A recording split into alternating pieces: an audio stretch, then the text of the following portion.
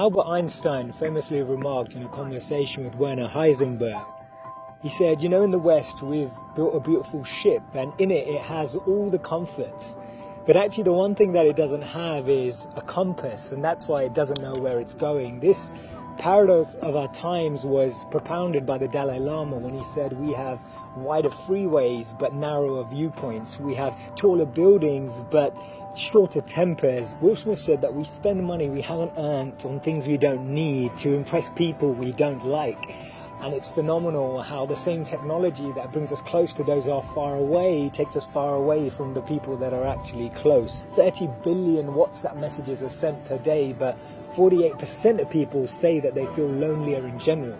The paradox of our times is that we have more degrees but less sense, more knowledge but less judgment, more experts but less solutions. It was Martin Luther King who said that the irony of our times is that we have guided missiles but misguided men. Have you ever found it perplexing that we've been all the way to the moon and back, but we struggle to start a conversation across the road or across the train? And it's amazing that Bill Gates was known as the top earner in 2015 with a wealth of 79.2 billion, but 1 in 4 CEOs claim to be struggling from depression. Do we actually thrive off this paradox? Is it that this paradox actually makes the media interesting? It's what makes journalism interesting. It's what makes politics interesting. It's what makes television interesting. Is this paradox actually what we feed off and what we live off and what we talk about and discuss in our circles? Doesn't it seem that we've tried to clean the air but polluted our soul? We've split the atom but not our prejudice, and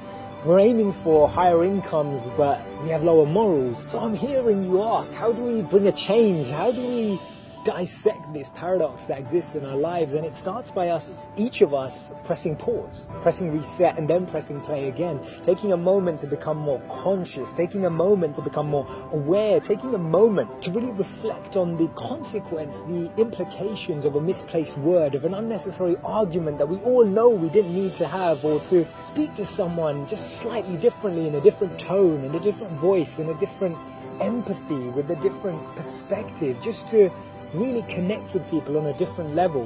This thinking out loud started from Albert Einstein, and I'll track back to him when he actually said that the problems we have today can't be solved with the same thinking we used when we once created them. So actually we need to research alternative teachings. We need to deep down dig into those ancient books of wisdom. We need to go back to understanding if there's anything written in those creased pages of time that can actually reveal more knowledge and more wisdom of how we can transform our experience of life today. Otherwise, this paradox means that every step forward we take, we're taking 3 backwards every time.